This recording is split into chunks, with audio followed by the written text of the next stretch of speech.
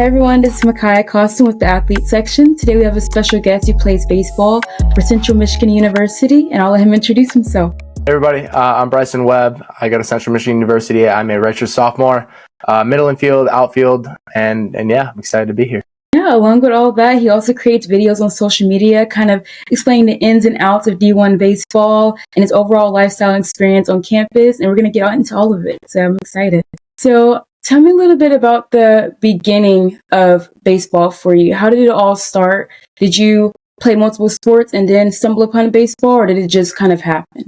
Yeah. So I'm the youngest of three boys. So already I was kind of competitive from a young age, just trying to keep up with them and whatever they're doing. So both my brothers played baseball growing up, and I always just wanted to do what they were doing, especially at a young age. So I played baseball since I've been 3, and then I played football and basketball growing up as well.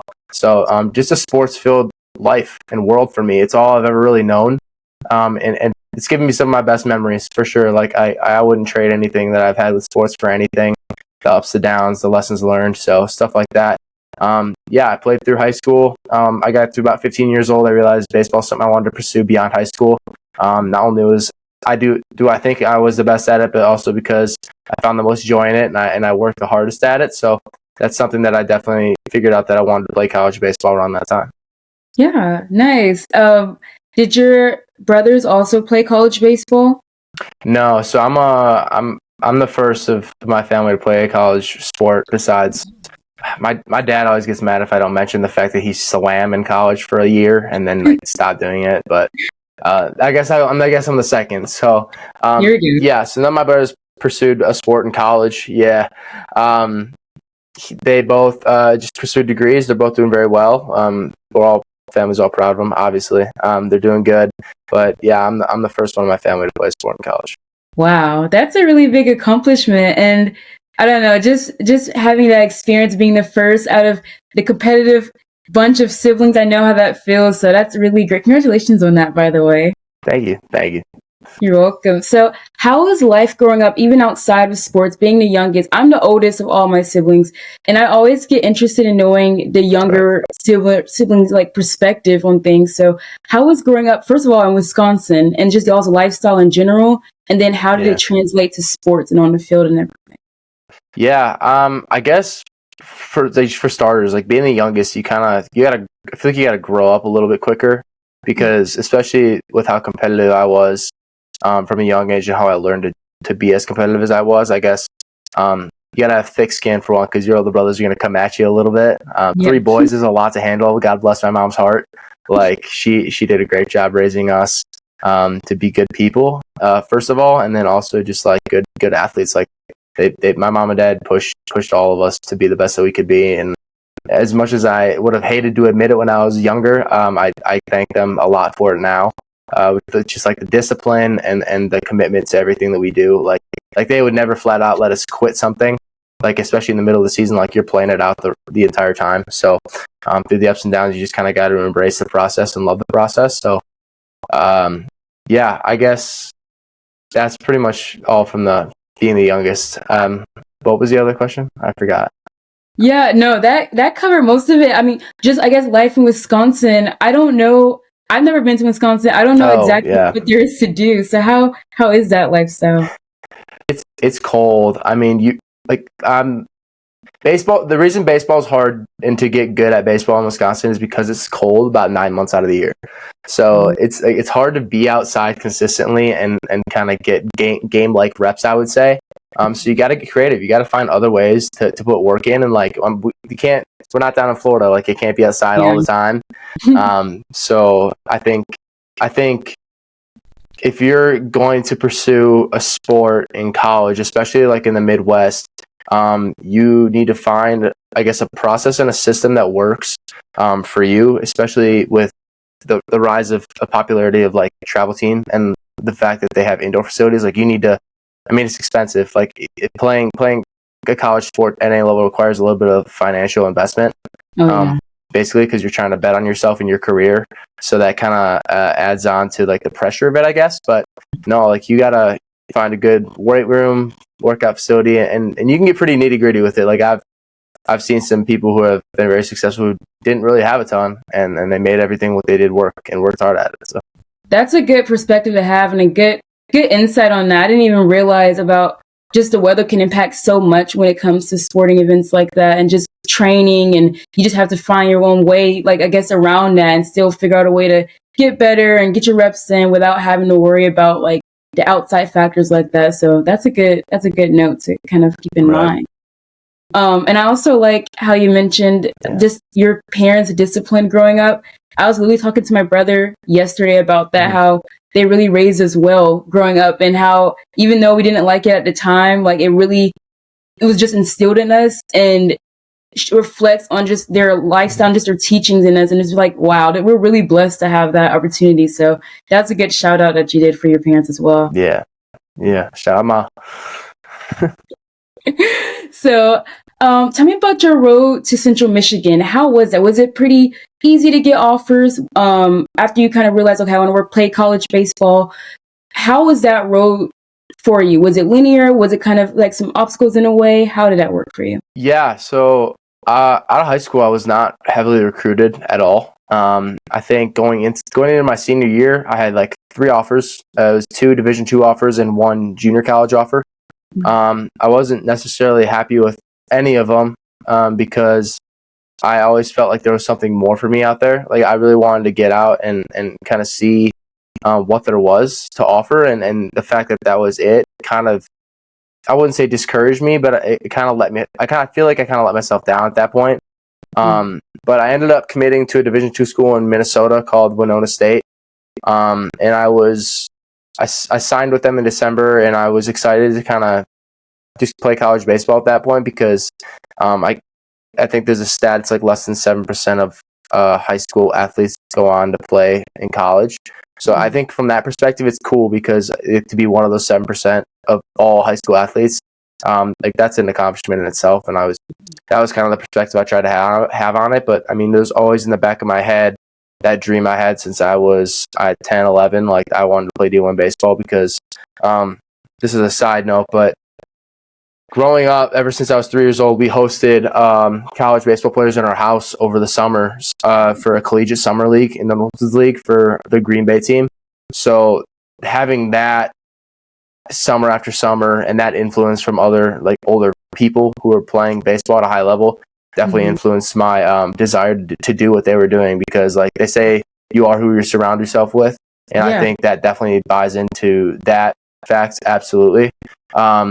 But yeah, I think it was that influence and just the fact that I had that dream was why I was a little bit discouraged.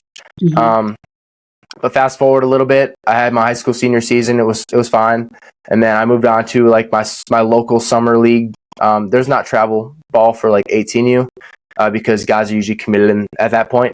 So I just played for like a local community team, and my head coach, his name's Dan Lucas, great guy. I still stay in touch with him today. He actually had a connection to Central Michigan. He used to work with the head coach who used to be here, a lot of used tos. But I guess if you keep that good connection for a while, like a guy like that, you kind of just have to trust him. So I played well. I played really well the first month of that summer, and my head coach for that community team reached out to the former head coach who was here at Central Michigan and was like, hey, if you need an infielder, I got one for you. Like, I know you haven't seen him play, but I'm telling you, like, he could make an impact. And the head coach that was here before the current coaching staff just took his word for it. And when I caught wind of that, I knew immediately that I just kind of needed to take a chance on myself. Kind of like that dream was sort of like re-sparked, reinvigorated inside of me, and I just wanted to see if I could make it work. And I'm still here, so clearly something's still kind of working for me. But yeah, it was kind of up and down for sure. I love stories like that where it's not just the straight path, everything worked out fine. I mean, those are great too, don't get me wrong, but it's nice to see that not everybody's path is similar. You know, not everybody goes through the same things. Everybody's path is different, and you can still be in the same place. And then also it just takes a testament showing that dream that was planted in you at that young age, you know, hosting these college athletes and just seeing yourself in that level. It just, that fire kept sparking throughout life. Like you didn't let it discourage you when you didn't get the offers that you want, even though it did feel discouraging. You didn't let that stop you from still achieving that goal. So it's just a testament to your just trials and just continuing on perseverance. So that is really amazing to hear. Thank you. Mentally, that can be very draining on you, especially you're young, you're going through all of this and getting discouraged. What was it that you were able to kind of focus on besides just the game, or what kind of helped you get through those tough times and still persevere to get to Central Michigan? Yeah, I guess I just kind of rely on those closest to me. Like I'm really close with my family, especially my parents. Like if anything was ever bothering me, like they could tell. Like I don't know if it was my body language or like if I wasn't talking, because I'm usually kind of a chatty person, especially if I like know who you are. If I was like a stranger, I'm just kind of like I brush it off a little bit. But no, I'm close to my family and especially my older brothers. Like I feel like I can talk to them about anything. So I guess just communicating with my loved ones was probably the biggest resource that I used to go through those tough times. But another one is just kind of like it's silent reflection. Because typically when something bad happens, I've realized like it's usually not as bad as it might seem. Like your mind can start to spiral, especially at this level. Like the world might seem like it's ending, but you just kind of have to take a step back and just be where your feet are for a second.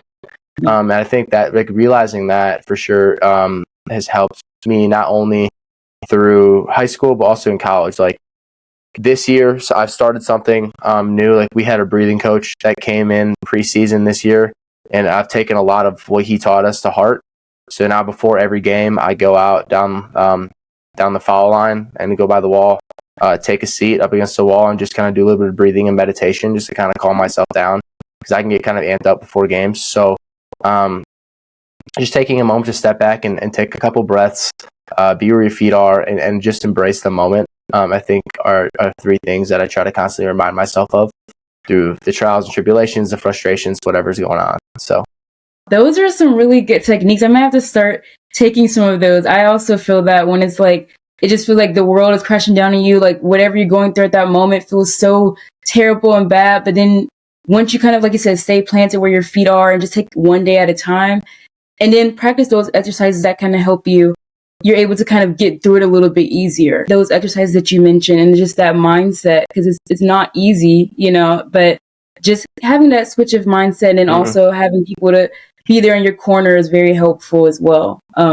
My parents also can always tell when something's wrong with me. When I can just easily shut down and just stay quiet. And that's when I know, okay, something's wrong with her. So I also feel that when your parents just know. Right. So tell me a little bit about content creation. How did you start just getting into it? What do you want viewers to perceive you as you're doing it? And what kind of just sparked everything? Tell me about that whole experience. Yeah. So a few years ago, like not too long ago, there was this little thing called NIL that started being available for college athletes. So being at a mid-major Division I school, the appeal isn't necessarily there, especially as a kid who hasn't really had any college experience. Like I was a freshman when I first started creating content. So like the appeal wasn't there to companies, and I couldn't use anything as leverage because one, I hadn't played or had any experience, and two, I just didn't have a brand for myself. So the reason I started posting the summer of my freshman year was to kind of just start building that personal brand. Like I think, and I don't know why athletes don't do this more often. Just the fact that the lifestyle you live, people are interested in.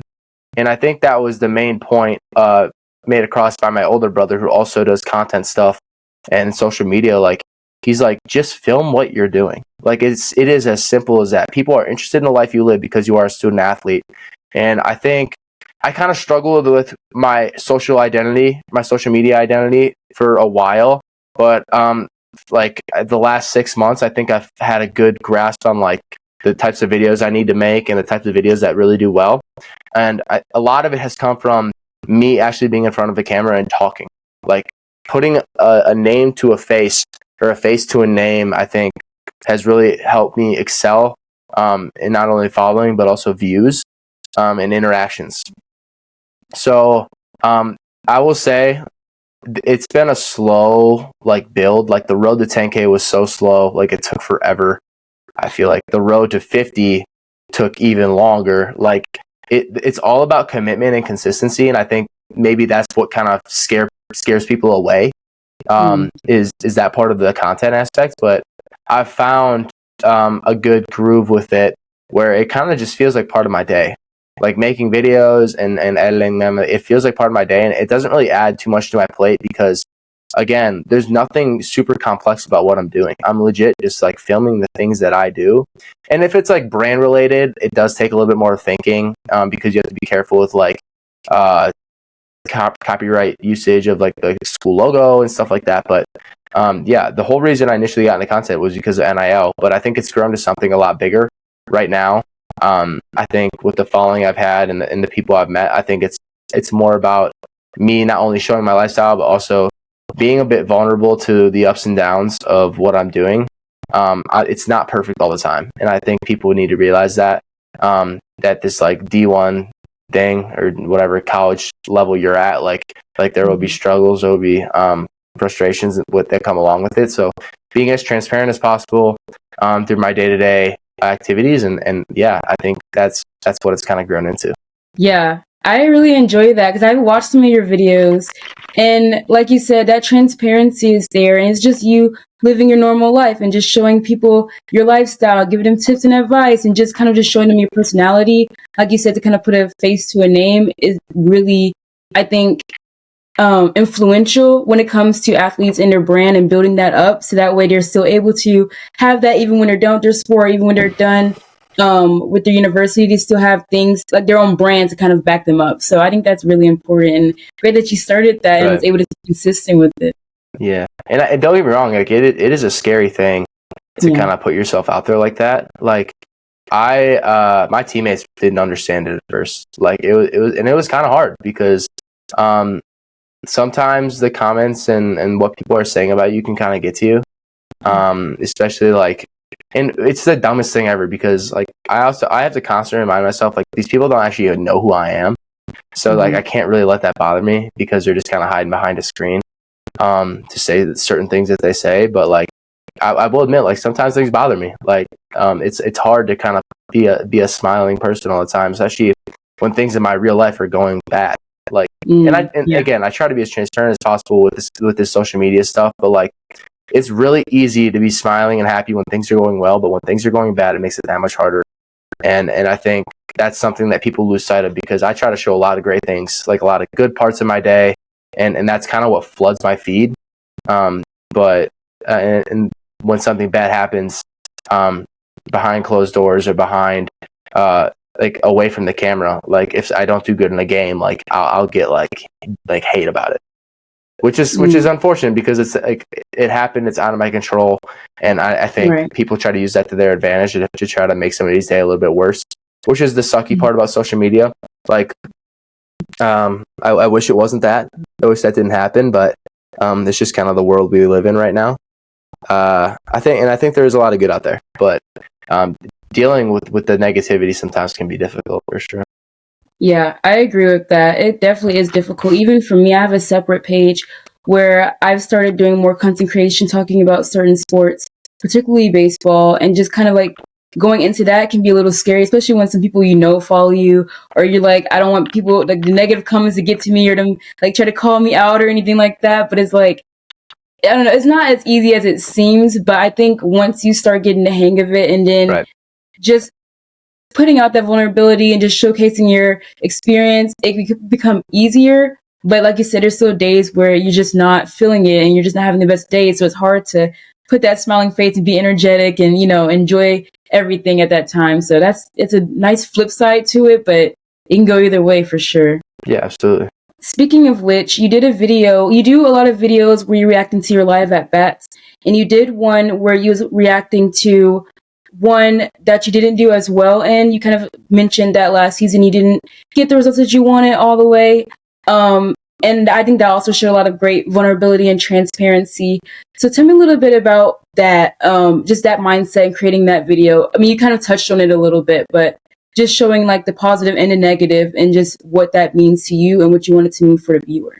I guess my reasoning behind that is like stats are public.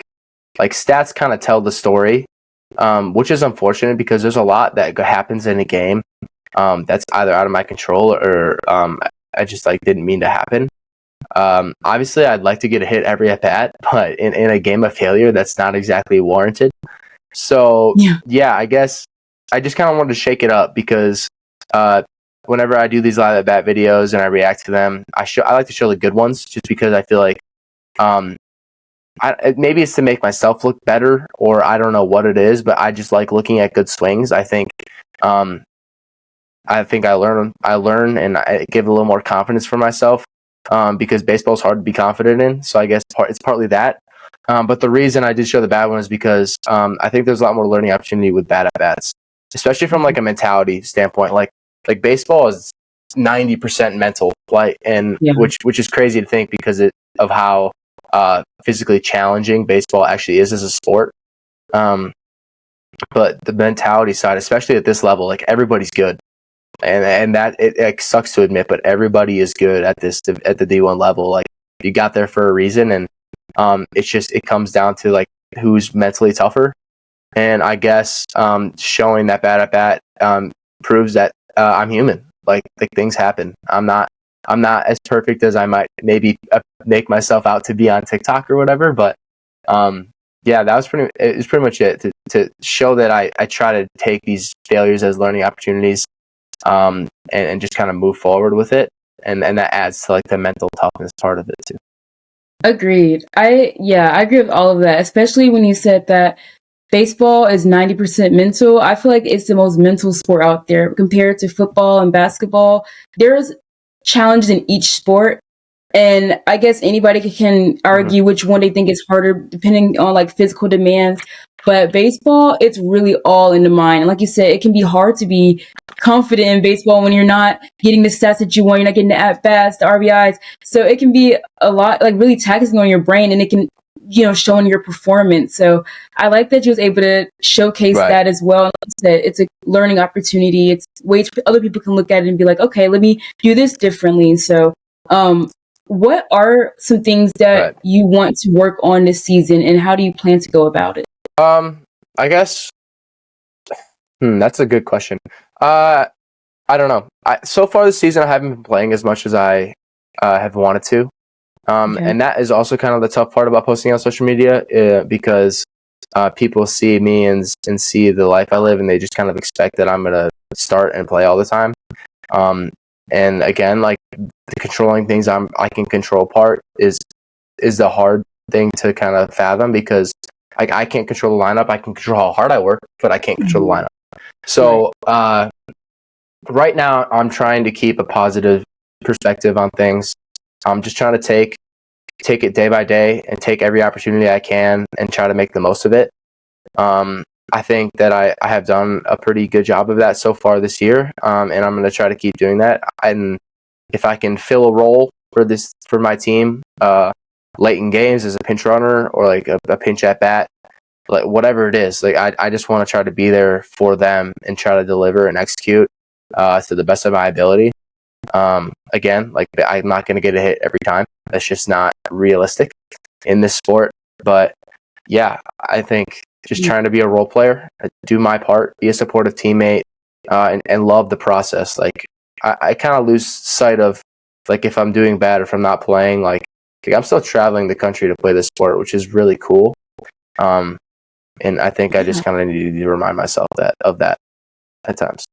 Yeah, that can definitely translate in life as well. Sometimes we have so many goals and plans that we just have planned for ourselves. We can see ourselves in such a higher level, but when things don't go our way, it's hard to be grateful and look at where you are now and kind of just enjoy that process of it. So that's good that you're able to kind of reflect sometimes and just kind of look at your life now and be like, well, I still like traveling with the team. I still want to be there. So I'm going to be the best I can where I am now. So then when you do get that promotion and just get in the game all the time and just you're top of the lineup and just, doing well, producing these results because you was, faithful and patient in this season of your life. So I definitely believe that you're going to do really well, moving forward. And it's just going to be a great season for you. So thank you.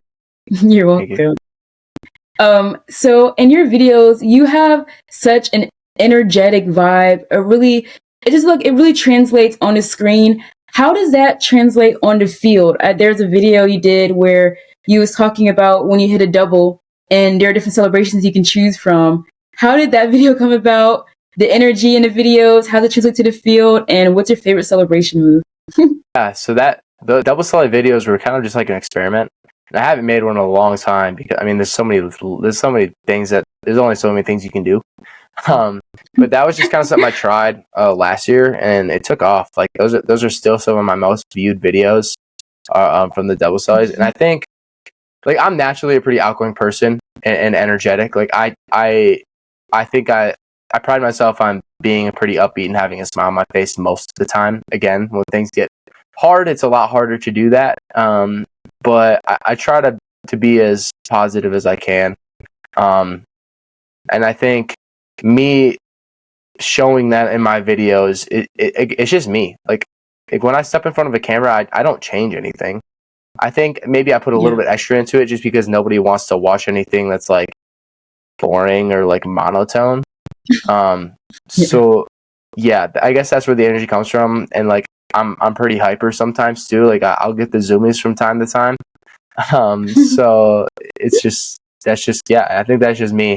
And on the field, like communication and just being energetic and upbeat, especially if I'm not playing. Like if I can have good energy in the dugout, hopefully that translates to the guys on the field. Like that's just what I need to do to be a good teammate and stuff like that. So.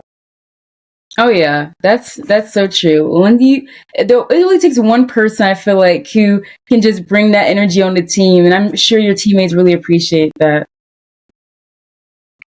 Yeah. Do you have a favorite celebration move? Yeah, it is contagious. Favorite celebration? I don't know. In the moment, if I like hit a double or a triple or whatever it is, I just get like really excited. Like I don't like do any of them. I just kind of like scream like "Let's go" to the dugout, and I'm just like in the moment, like that's an exciting thing, especially if it's in like a big moment, like if I'm leading off an inning or like if I score runs. I just kind of like get hype, and hopefully like the dugout can kind of reciprocate that, and it goes both ways, but. Yeah, feed the energy. Come on, that's it. Yeah, I love that. Yeah, I can understand that. I feel like there's so many celebrations I love seeing athletes do, but then I think about them like if I was in a position, would I even be like doing it, or I'd just be excited that I got that opportunity? So that's so fair. Right. Yeah. Do you have a favorite game day memory? Oh, favorite game day memory, man. I almost want to say every day because I get excited to go to the field and like pregame we got the music going like and just trying to like feel loose and calm and just having a good time like we try to do that every day we can. Man, if I have a favorite, walk-offs are always fun. When we play like big schools, those are fun too. I'm trying to think. I think you got me stumped here. Sorry. I think the first thing that usually comes to mind. No, it's okay. It's okay. I think the first thing that comes to mind, I wasn't even like a part of this game. I was a freshman. Okay. And being able to watch this happen and unfold the way it did was super fun. Like that was probably the most fun I've ever had in a dugout before. And like I didn't play my freshman year and I knew I wasn't going to. But our rivals, Ball State, we swept them at home my freshman year. And like that was really cool. Like just kind of being a part of that. Just seeing the dugout and the team come to life was a memory I don't think I'll ever forget. Wow, that sounds so special. And the way you're telling it, I can tell you're just like recreating the image in your mind. It's just like I'm able to visualize it. It's really cool. So you said that, like we mentioned, you're a redshirt sophomore. You didn't play your freshman year and you said you didn't know. I mean, you already knew that you weren't going to. How did that make you feel once you were told that you weren't going to play? Was it something that you was like, okay, that's fine. I can still get more reps in. I can still work on the off season, or was it something that you had to kind of deal with and take a little time dealing with it? Right. So I think it was a couple things. So I committed late. Like I'm not supposed to be here, I don't think, but I am. So that's cool. And I kind of took that with a grain of salt. Like I figured if I am going to stay here, it's going to take more than the bare minimum of what guys do. And that goes beyond extra work. Like I need to work my butt off to make sure that I can stay here and I can compete here. And I think I realized the speed of the game really changes, like when you go from high school to college. Like everything is just so much faster. And I think I had a really hard time adjusting to that, especially in the fall. Like I struggled my freshman fall, and we had a lot of veterans that were here that were really, really good baseball players. We had a couple freshmen and sophomores who were up and coming that I knew were going to see success immediately and play immediately. So I kind of had it in the back of my head that I could use my freshman year to just develop. I needed it. Like I needed it really bad. So that's kind of what my mentality was with that whole situation. And I enjoyed it. Like I still got to travel my freshman year and experience game days away and at home. So I think that was really special for me. Just to kind of be a part of that game day experience every single weekend and during the middle of the week, like being on the road with the team, making memories. Like I think that's what it's all about. That's what I'll remember at the end of the day. It won't be if I went over 4 for 4. It's just not going to happen. Right. But yeah, I think traveling as a redshirt my freshman year was really cool. Yeah, that's very, very special that you was able to do that, because I know there's some freshmen, depending on the school, depending on the sport, they're like, oh, we have to stay home when we're traveling as a freshman. But the fact that you was able to still travel with the team and be a part of it and experience those games and just be alive through all of that, I bet that was a really great experience. Yeah. So you play shortstop. Do you have a favorite player in the MLB or even in college who plays your position, and why? Yeah, nobody in college, because if I play them, that just like looks weird on my part. I mean, it's really hard to deny the fact, like, guys like Francisco Lindor, Trey Turner, Bobby Witt Jr., like, they're all doing amazing things at the highest level that there is. So I would say I don't really try to model my game after anybody, just because I'm my own player and I want to make my own name for myself and be my own person. Nice. But I definitely use them as like figures I look up to, like the way they play the game, not how they play the game. You know what I'm saying? Like, yeah, that makes sense. Trey Turner's fast. Trey Turner's fast, and he uses that to his ability. I think I have some wheels. I like to think I'm a little bit fast, so I try to use my speed to my advantage as part of my game, whether that's bunting or like stealing a base, or running the bases aggressively is something hopefully that I can use to my advantage to put pressure on the defense. It's just simple things like that. I like how you said that you're not trying to be the people that you model after, but you kind of use them as inspiration and kind of like look at different ways that your style of play is reflected upon their style of play. So that's nice to kind of like see it that way. It's not like I'm trying to be them, but there are some similarities that are kind of like just linked together. So that's a good way to look at it. Right. Yeah. So my last question for you, we're down to the end. If you had any advice, one piece of advice that you can give somebody who has gone through or will be going through what you've been through, what would it be? Oh man, this question is so hard because people ask me all the time in DMs and stuff, and I just like I don't know how to answer it. I guess, the one thing I would say, it's one thing to embrace the process, and it's another to love the process. And I'll tell you why. I think loving the process, if you're not doing something and you don't love it, you shouldn't be doing it. And I think if someone's doing something either to make a lot of money, their intentions aren't really in the right spot, or to be famous, their intentions aren't necessarily in the right spot. Like, I play baseball and I create content because I love both of those things, like wholeheartedly. And if I'm in a rough spot, I remember that 3-year-old kid who also loved baseball, playing t-ball. I just kind of have to remember that, and it makes everything a lot better. And loving the process, it comes from going back to the ups and downs of baseball. Like embracing the process, I feel like when you embrace something, you embrace the good side of things. Loving it, you love the sport, whether it's going good or bad. And I think that's really, really hard because obviously when things are going bad, it kind of feels like you're shutting down. Because especially if that's a big part of your identity, which I think baseball is. It's not who I am, but it's part of who I am. That it can be very discouraging. So loving the process, enjoying every moment, working hard, obviously, staying committed to your process is a really big ticket item. Wow, that was a really wonderful explanation. Embracing versus loving. I didn't think about it that way. Embracing it, you just liking the good parts of it, but then loving it is when you can wholeheartedly say, yeah, this is my sport. This is what I like. I enjoy it even on my bad days. Like I really like how you put that. Where can people find you on social media? TikTok, Instagram, all of that great stuff. Yeah, so it's all at jbrysonwebb, all lowercase, no punctuation, no capitalization. On YouTube, TikTok, and Instagram, I post short form content, and yeah, that's where you can find me. Nice. Check him out, guys. It's really great content. I enjoy watching it. So, and that's actually how I found him. I found him on TikTok and I was like, let me DM him and see if he wants to come on the podcast. And here we are. So I'm really glad we made this happen. Yes, thank you. Appreciate the conversation.